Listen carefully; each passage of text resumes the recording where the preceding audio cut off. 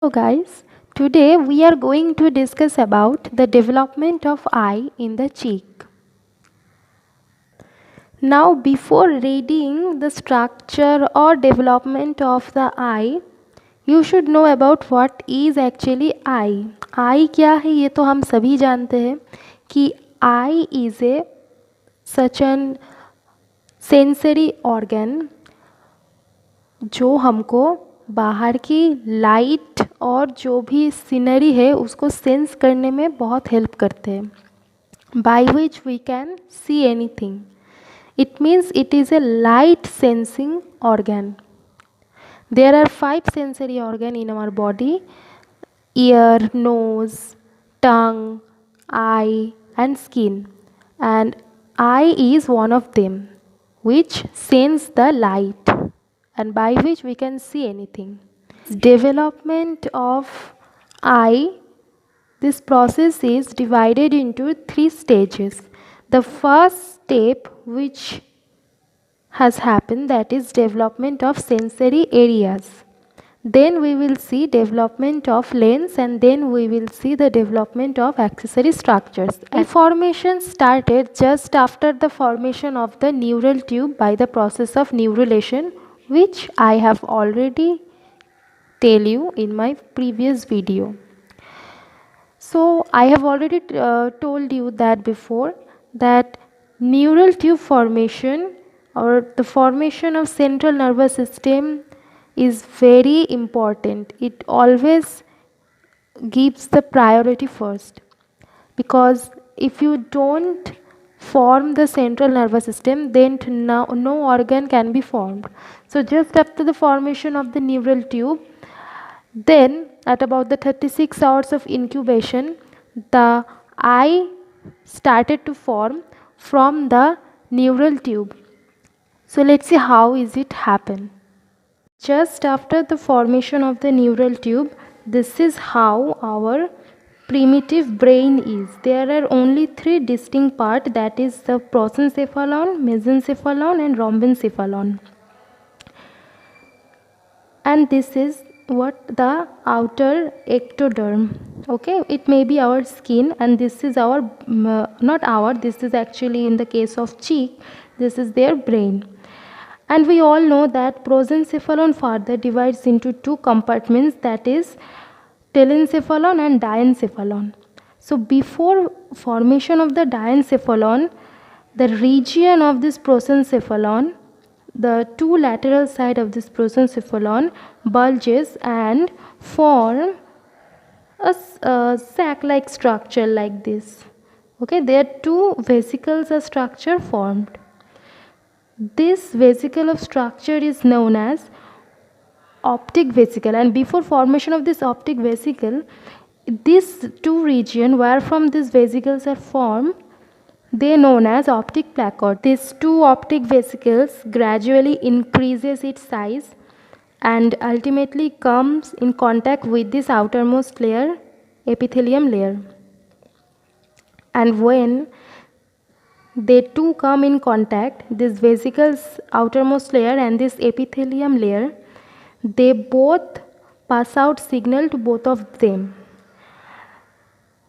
The optic vesicles outermost layer pass the layer to the epidermal layer and signals it to form the lens placard. Here the lens placard form when this touches to this area, and by the same way, when this epithelium layer come in contact with this vesicle, then it also passes a signal to these vesicles to form, to invaginate and to form the optic cup. This is how it is formed, that this was the optic vesicle, but now it is a cup-like structure, because as it passes the signal, it invaginate inwards, this layer invaginate, and they form 2 layers structure. It's a cup-like structure. For that reason it is known as optic cup. And also I have told you that the region where they touches, this region, you can see this is the dark region, this is actually a thickened epidermal layer which is known as lens placard, where from our future lens will going to form. I'm going to zoom this structure so that you can understand this clearly. So this is how it's look. This is the optic cup and this is the lens placard. You can see this lens placard, and what is this? This is a cup-like structure where the inner layer, okay, this is the inner layer and this is the outer layer of this cup. This inner layer form the sensory layer actually, which is our future retina, where from our future retina is going to produce. So this is the sensory retina and this is the lens placard, and the outer layer of this cup is, you can see this is pigmented layer, dark. So this is pigmented layer. Next stage, this optic cup is like the same, and the skin epidermal now started to invaginate inward to form in the next stage a lens, and the skin again remain like this. Okay, so from the outside you can't understand that if the eye is formed or not, because here is no eyelids will form at the last of this process. So we can see that how this two end of lens cup detach from this ectoderm and form a lens vesicle. This is not the fully mature lens. This is a lens vesicle. It's a vesicle like structure. Inside there is many cells. This is not as hard as we know as a lens is. This lens vesicle now gradually will form our mature transparent hard lens. How? Because to form the lens, mature lens, we have to form the lens fibers. So at first these lens fibers will going to form, and during this transformation, this inside this vesicle, actually inside this vesicle, this is a lens vesicle, there is many cells. That cells transform into lens fibers, and in this transformation that cells of the nuclei of that cells degenerate and cytoplasm becomes hard and transparent, and the fibers become arranged in the concentric manner and thus forming a spherical or ellipsoid refractory body of lens. So our lens at the first time it was not like a real lens, that is lens vesicle, and gradually it formed the lens. And after formation of the lens there are some cells which remains there in their anterior margin, that is the layer of epithelial cell which continuously divides and transform into fibers. Okay, and within this lens fiber a large amount of lens crystalline proteins are formed. So there are some crystalline proteins. There are many type of crystalline proteins. It is, you know, in each species it is vary.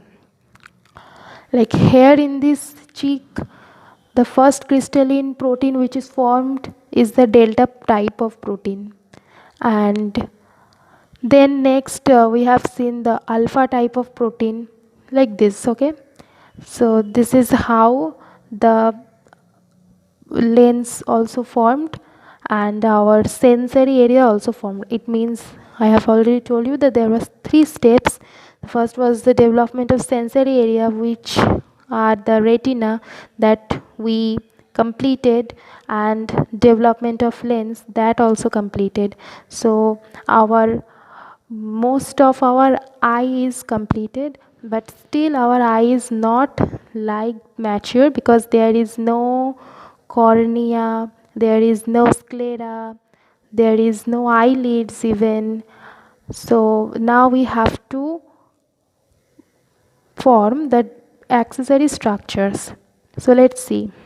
Most important accessory layers are sclera and the choroid. These are formed from the mesenchyme originating from the neural crest around the eyeball. So you can see these dots are the neural crest cells.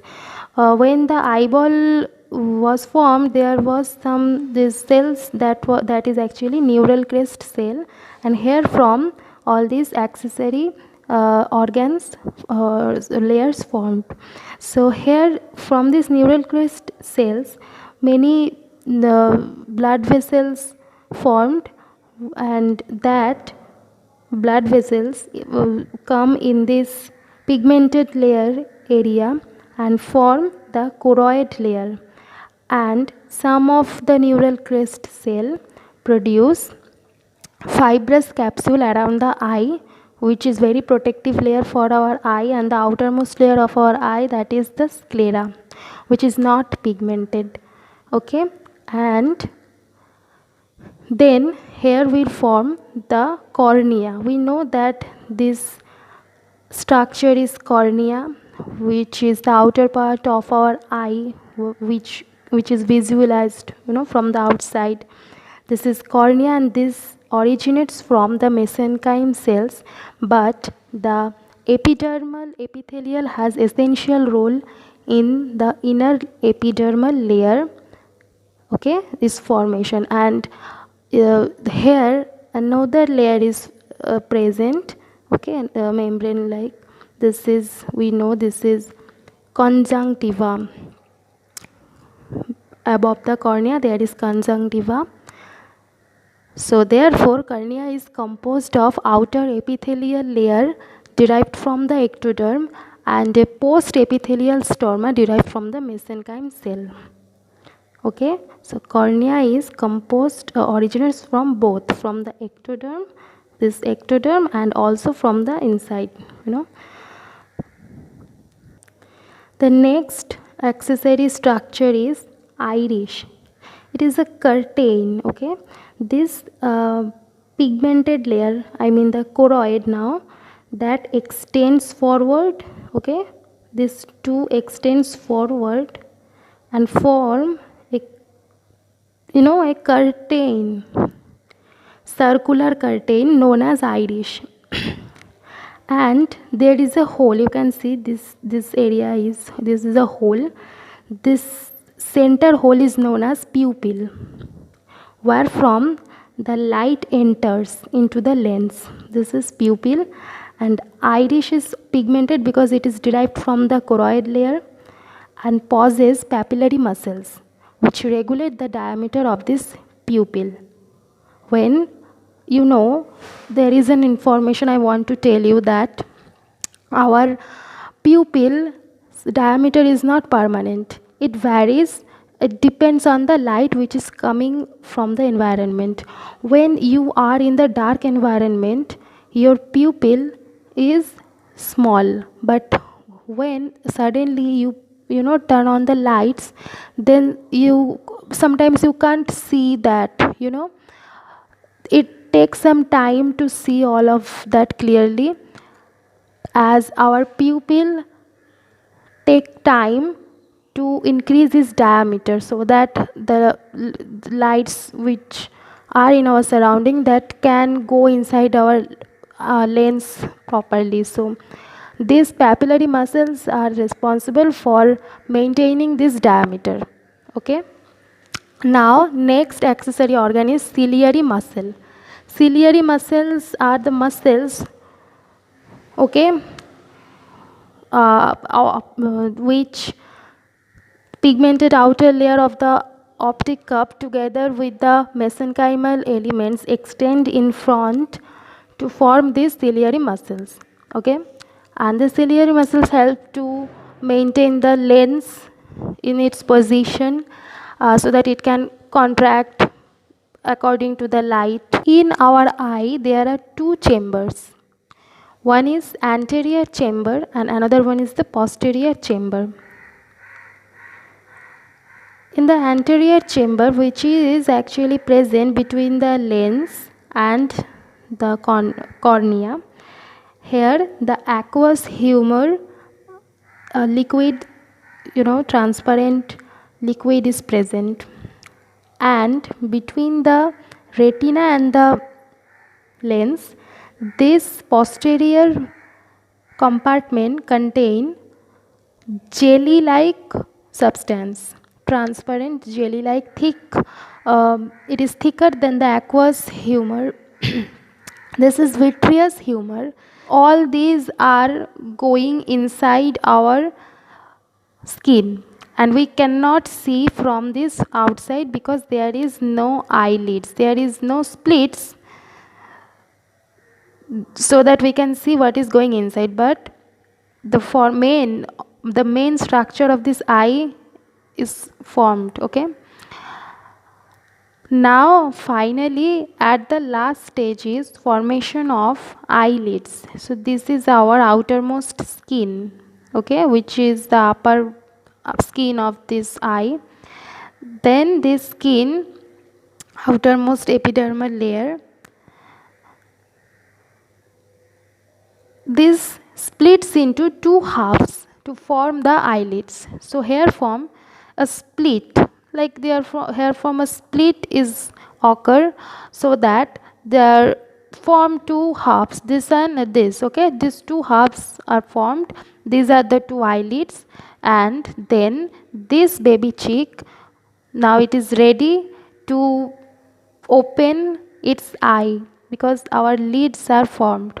Okay, now this baby cheek will going to open its eye, and now it is ready to see everything because it has everything. It has its cornea where from the light will enter, then we have pupil, and then our lens directs the direction of the light and maintain its so that it properly can fall on this retina, the sensory layer. Here the rod and the cone cells are present, which sends the light, which sends the image and send it from this optic stalk. Now here is all the sensory nerves coming from this cone and rod cells that go in the brain. And just remember, these are formed from the brain, and now these vesicles are free. Okay, and here from when this nerve enters, then it go directly to the brain, and our brain then detect that image, and we can sense the image which is coming outside. So our eye is now fully ready. So this is what today's lecture. So if you like this lecture, then please do like, please do subscribe this channel, and do you have any question, please tell me in the comment section. Thank you so much.